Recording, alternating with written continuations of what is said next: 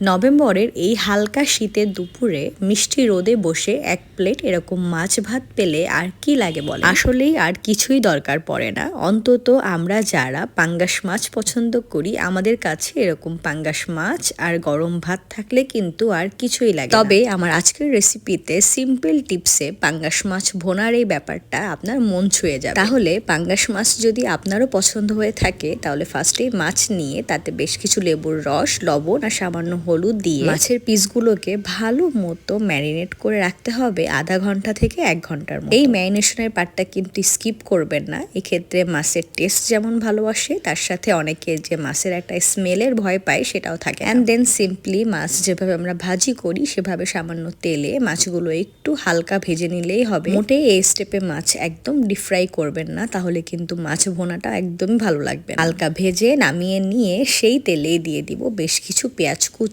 দেন পেঁয়াজটাকে বেশ লাল লাল করে ভেজে অ্যাড করব সামান্য একটু পেঁয়াজ বাটা। মাছ ভোনা বা মাছ ঝোলে আমার আম্মুকে সবসময় দেখে এসেছি সামান্য একটু পেঁয়াজ বাটা ব্যবহার করতে। তারপর দিয়েছি একটু আদা রসুন আর সামান্য একটু জিরে বাটা। দেন পুরো ব্যাপারটাকে একটু ভালো মতো পানি দিয়ে সময় নিয়ে কষিয়ে নিতে হবে। ও হ্যাঁ, যে ব্যাপারটা বলতেছিলাম, আমার আম্মু সবসময় সামান্য একটু পেঁয়াজ বাটা ব্যবহার করে, তাহলে নাকি মাছের ঝোল ঘন হয়, টেস্টও ভালো আসে। তাই আমি রেকমেন্ড করব পেঁয়াজ বাটা দেওয়ার জন্য।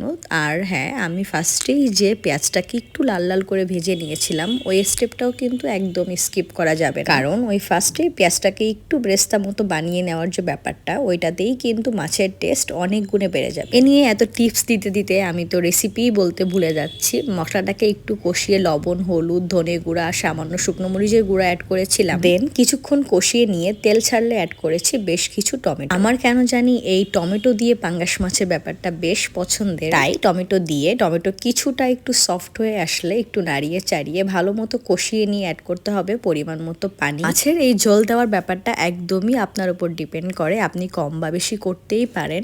এরপরে ঝোলটা একটু ফুটে আসলে আগেই দিয়ে দিব ভেজে রাখা মাথাটা। আমার আম্মুকে দেখতাম মাছের মাথা সবসময় একটু আগে দেওয়ার জন্য, কারণ ওইটা কুক হতে সময় লাগে। দেন কিছুক্ষণ পরে একে একে মাছগুলো দিয়ে দিয়েছিলাম। তারপর মাছগুলো কিছুক্ষণ কুক করার পরে মাছগুলো যখন প্রায় হয়ে এসেছে তখন ওপর থেকে কিছুটা ধনেপাতা কেটে দিয়ে দিয়েছি। তারপরে আরো কুক করেছি 5 থেকে 7 মিনিট। ধনেপাতা দিয়েই নামাতে চেয়েছিলাম, কিন্তু আমার ঝোলটা আমি আরেকটু কমাতে চেয়েছিলাম, তাই আরো কিছুক্ষণ কুক করা আর কি। আর দেন নামানোর আগে সামান্য একটু জিরে গুঁড়া দিয়ে একদম অফ করে দিলেই কিন্তু রেডি। বিশ্বাস করুন, এরকম মিষ্টি রোদে এরকম পাঙ্গাস মাছের কালার দেখলে যে কারো মন ভালো হয়ে যাবে। এরকম মাছ ভোনা পেলে সেদিন কিন্তু আপনার মন একটু বেশি ভাত খেতে চাইবে। তাই ভাতটা একটু বেশি চাপিয়ে দিয়ে আমার এই মাছের রেসিপি ফলো করে আমাকে জানান কেমন হলো। Thank you.